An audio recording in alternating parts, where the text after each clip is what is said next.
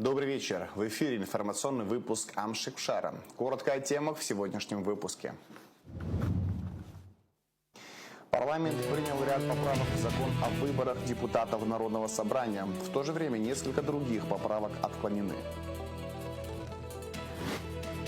236 нарушений законодательства выявила Генпрокуратура за первое полугодие текущего года. В Ачамчирской центральной районной больнице российские врачи ведут бесплатный прием пациентов.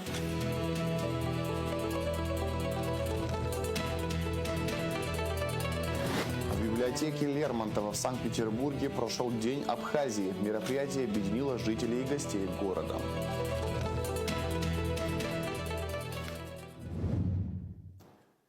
Ситуацию на топливном рынке обсудили в Кабмине. Премьер-министр Владимир Делба провел совещание с представителями топливных компаний. Во встрече также принял участие вице-премьер Джансух Нанба. По словам Делба, благодаря взаимодействию правительства, топливных компаний и российских поставщиков в республике удается сохранять стабильную ситуацию и не допускать дефицита топлива.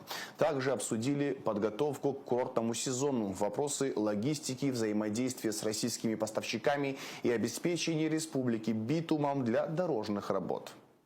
Как известно, ситуация непростая, но вполне управляемая и контролируемая благодаря нашему с вами взаимодействию между правительством и руководством топливных компаний республики и, соответственно, и поставщиками из Российской Федерации.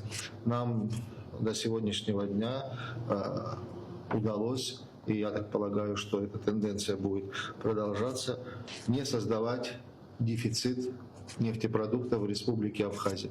Да, есть некоторые ограничения, мы о них знаем, слышим по реализации смазочных материалов, но я так полагаю, это крайне вынужденная мера, и она не длительная. Особое внимание мы и на прошлом с вами совещании об этом говорили, и очень приятно, что мы достигли понимания, и сразу же там реакция была в отношении приоритетных направлений по обеспечению наших потребителей, таких как сельхозпроизводители, безусловно, предприниматели, обеспечение нефтепродуктами для государственных нужд, государственных органов, нашего бизнеса, предпринимателей, в целом в интересах страны и государства. Задача общая, государственная, не допустить сбоев в обеспечении. Может быть сбой в какой-то другой цепочке, логистической, поставки, это вопрос, который мы вместе с вами должны решать, и очень хорошо, что в этой связи нам помогают наши коллеги из Российской Федерации. По поручению премьер-министра наша сегодняшняя встреча происходит в целях оперативного реагирования на происходящую ситуацию в целом, связанную с обеспечением топливом. Безусловно, главная цель – это не допустить каких-либо дефицитов на нашем рынке. Это задача номер один. Я думаю, каждый из вас понимает, что мы находимся сейчас в таких условиях, когда не всегда вопросы коммерческой выгоды и предпринимательской должны быть во главе угла. Как неоднократно вы сами подчеркивали, вы готовы оказывать содействие и приходить к тем результатам, которые позволят обеспечить нашу страну. Для кандидатов в депутаты Народного собрания будет введено тестирование на знание абхазского и русского языков. Парламент принял ряд поправок в закон о выборах депутатов Народного собрания. В то же время несколько других поправок были отклонены. В первом чтении принят новый земельный кодекс Абхазии, а также ужесточена ответственность за незаконный поиск археологических предметов. Смотрите расширенный репортаж заседания сразу после выпуска новостей. Я думаю, что это прошло. 236 нарушений законодательства выявила Генпрокуратура за первое полугодие текущего года. Это более чем в 2 раза превышает показатели аналогичного периода прошлого года, сообщил первый заместитель генерального прокурора республики Дамир Квициня на заседании коллегии ведомства.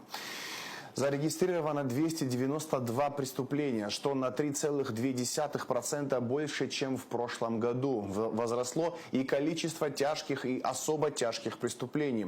В общей структуре наибольшую долю продолжают занимать деяния, связанные с незаконным оборотом наркотиков. Подробности заседания в материале Аэлиты Арутюнян. Подведению итогов деятельности за первое полугодие 2026 года посвящалось заседание коллегии Генпрокуратуры. Открывая заседание коллегии, генпрокурор Адгур Акарба отметил, что совместно с правоохранительными органами достигнуты определенные положительные результаты по отдельным направлениям. С основным докладом выступил первый заместитель генерального прокурора Дамир Квициня. Так, за отчетный период выявлено 236 нарушений законодательства, что более чем в 2 раза превышает показатели аналогичного периода 2025 года. К административной ответственности привлечены 9 человек. Еще 30 получили предостережение о недопустимости нарушения закона, тогда как в первом полугодии прошлого года таковых было 3.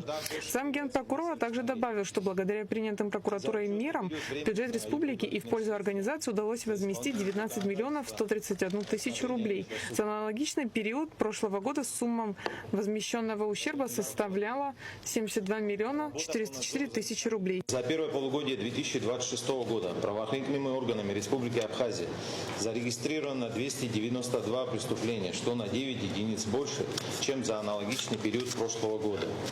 Количество зарегистрированных преступлений за 6 месяцев 2025 года составляло 283 единицы. Значительное уменьшение числа зарегистрированных преступлений наблюдается в Галском районе на 8 единиц, 10 преступлений напротив 18 за 2025 год. А ЛУВДТ МВД на 3 единицы, 24 преступления напротив 27 за 2025 год. Увеличилось число зарегистрированных преступлений в Гагском районе на 7 единиц, 65 напротив 58 за 2025 год. В городе Сухум на 6 единиц, 82 преступления напротив 76 в 2025 году. В Ачимчирском районе на 5 единиц, 21 преступление напротив в 2025 году 16. Количество тяжких и особо тяжких преступлений достигло 100 эпизодов против 95 за аналогичный период прошлых 6 месяцев. Раскрываемость деяний этой категории составила 87%. В динамике отдельных эпизодов преступлений наблюдается увеличение числа разбойных нападений и мошенничеств. В общей структуре зарегистрированных правонарушений наибольшую долю продолжают занимать преступления, связанные с незаконным оборотом наркотиков.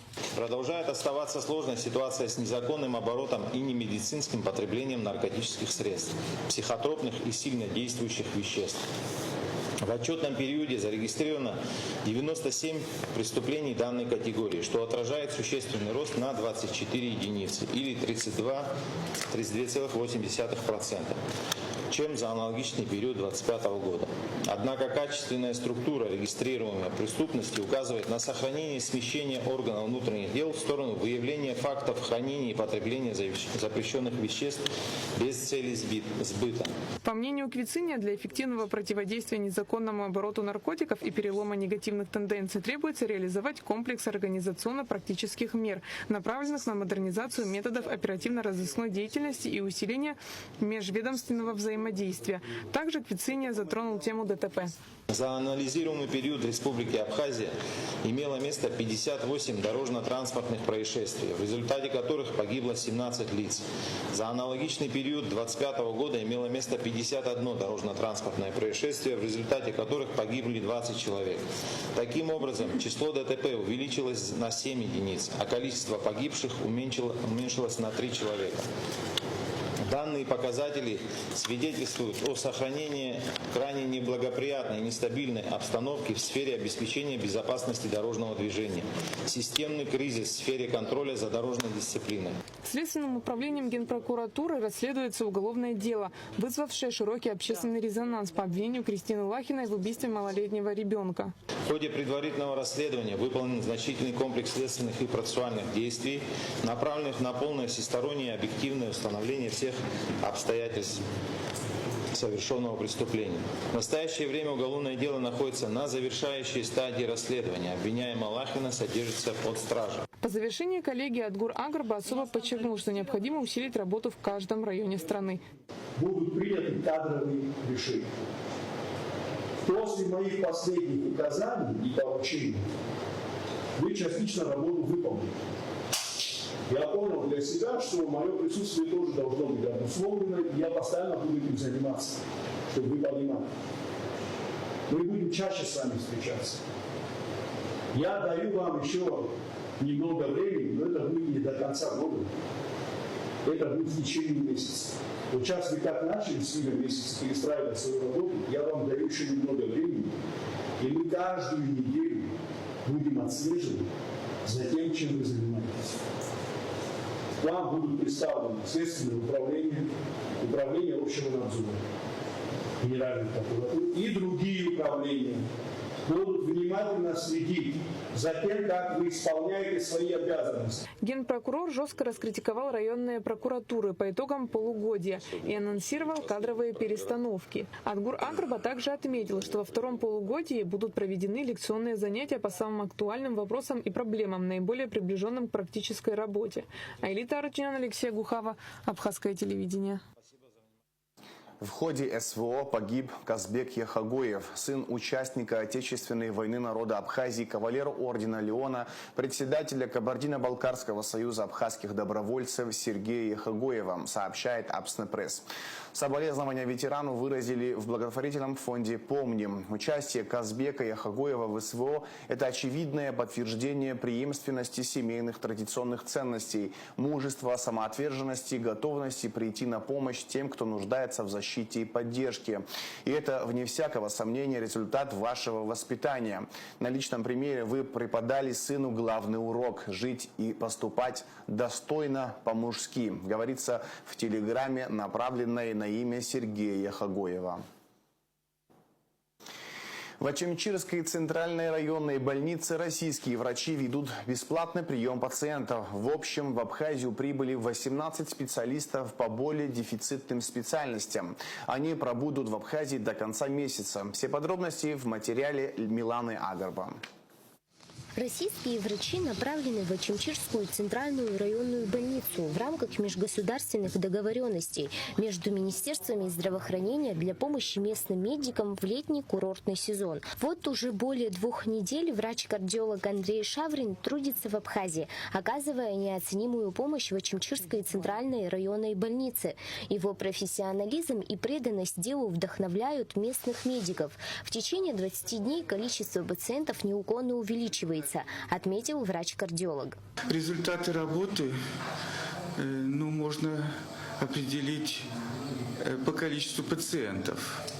А пациенты идут в последнее время все в большем количестве, потому что, видимо, какая-то реклама сработала.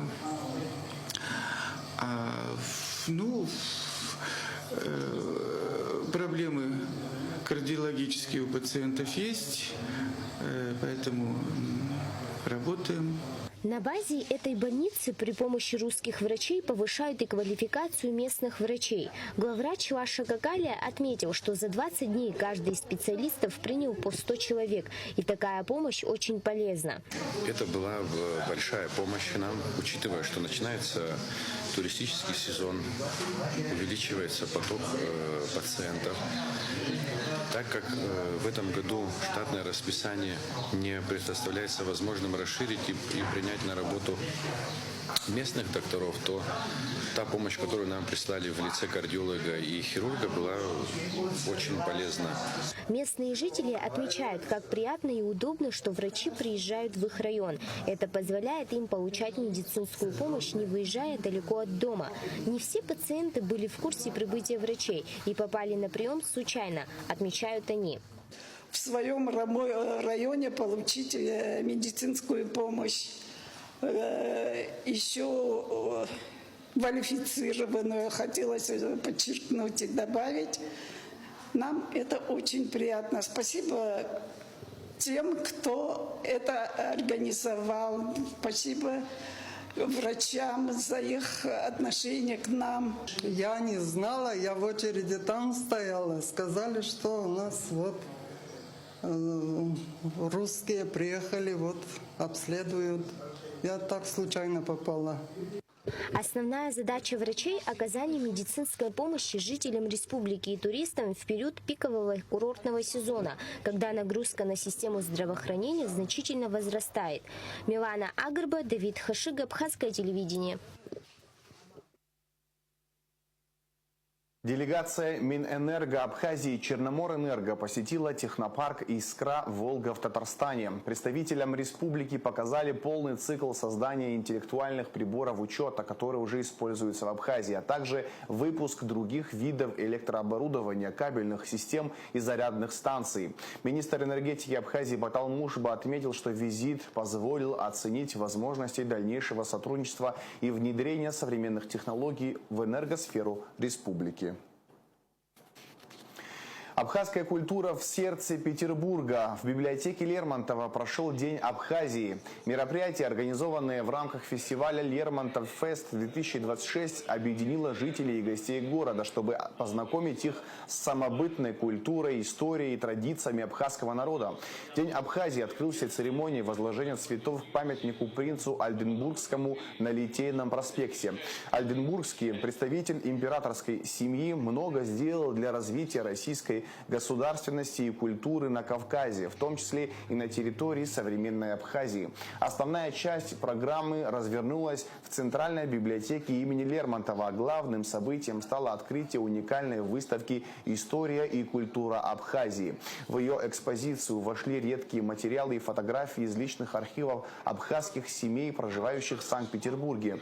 Важной частью вечера стала презентация альбома «Лермонтов в абхазской литературе». Гости услышали произведения классика на абхазском языке, а также увидели тематические видеосюжеты. Культурную атмосферу праздника дополнила выставка «Фуршет абхазской кухни». Гости могли попробовать традиционные обрядовые и десертные блюда, которые являются неотъемлемой частью абхазского гостеприимства. Для любителей интеллектуальных состязаний организаторы подготовили тематическую викторину. Главная цель – это наши вот эти культурные взаимосвязи, потому что Абхазию на сегодняшний день уже знают, уже видят, уже знают ее историю. И вот показать, что мы действительно, может быть, как одно целое, у нас общая история идет. И мы вот настолько взаимосвязаны, и Абхазия, и Россия, и эта история уже длится давно. И сегодня это было просто такое вот яркое подтверждение этому. У нас читали стихи на русском языках, на русском и на абхазском языках. Показать людям, что мы видим, чувствуем их любовь. То есть показать петербуржцам, что мы ощущаем эту любовь петербуржцев к Абхазии и к абхазам. Это мы ощущаем, и мы это тоже хотели сегодня показать. Когда задумывали классическим музейным экспонатам, мы не обратились. Мы обратились к нашим соотечественникам, которые живут у нас здесь, в Петербурге, да, и все откликнулись, и никто не сказал «нет». Даже у нас там представлены монеты, даже они были как бы принесены даже на один день хотя бы, да, чтобы люди насладились тем, что у нас есть, да. Это не только наше, да, как бы семейное богатство, да, это богатство нашего народа, и все хотели, чтобы было красиво, и по максимуму было показано, как мы живем, да, как абхазы живут, да. Даже мы, находясь далеко от нашей родины, мы же ее не перестаем любить, и мы несем в себе свою культуру. И более того, те же как бы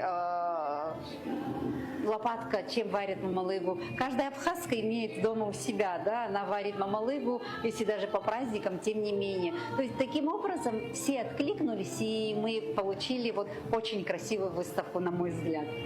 Абхазия с Россией дружит почти 200 лет. Да? И поэтому, наверное, вот эти нити, которые нас соединяют, вот это уже, можно сказать, единые сосуды кровеносные, понимаете? Я считаю, что Петербург объединяет всех, и то, что идет вот такое передача энергетики, национальных традиций, дает Петербургу и России очень большой задел. И потому мы настолько сильны, что не понимают те, кто против нас, что сила наша в единстве. А сейчас расскажем о погоде.